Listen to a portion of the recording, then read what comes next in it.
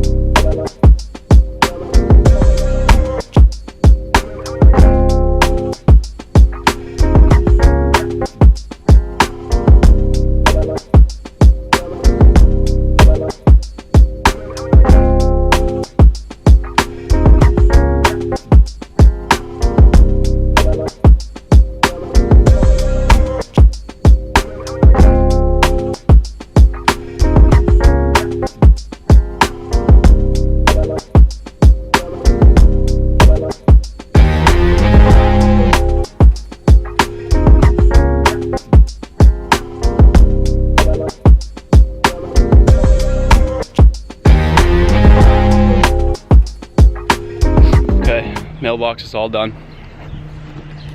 Here it is.